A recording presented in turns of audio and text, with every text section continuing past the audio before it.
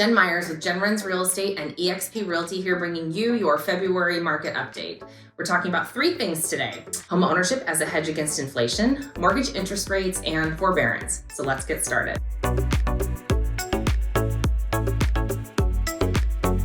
Homeownership as a hedge against inflation, what does that mean?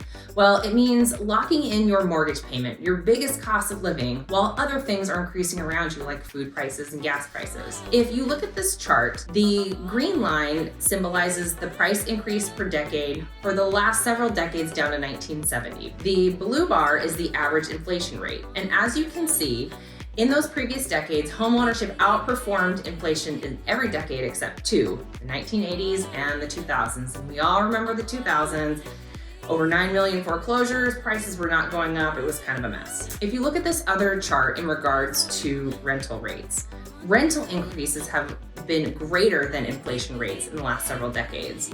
So as a renter, you don't have as much control over that cost of living payment.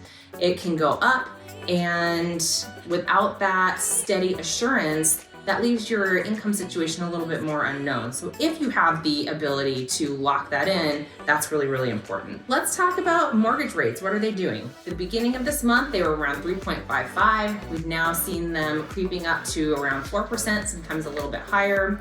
But what's used to predict those? Well, it's usually the 10-year Treasury yield. And so here is kind of a graph that shows you that the 10-year Treasury yield and mortgage interest rates really go hand in hand. And for the last 50 years, they've been really consistent with each other. This is a good sign that our economy is getting better. So while those are creeping up, take heart because our economy is really starting to recover a little bit more. Forbearances, now this is the big one, right?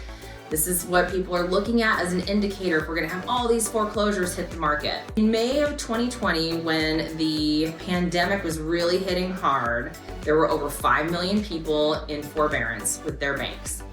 Now there's less than 1 million. 43.7% of those are on some kind of payment plan with their bank to recover.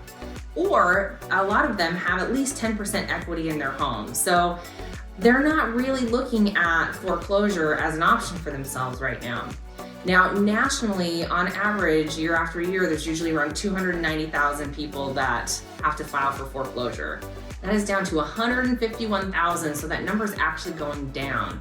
In the 2000s, we didn't have a payment plan option for those people who were in distress. So that is a big difference in this market. We're just really not predicted to see those foreclosures come on the market in the way that people are anticipating. At the beginning of March, I'm gonna have my spring and buyer and seller guides on my website. So you can check those out because those have great information if you're looking at entering into the market this spring.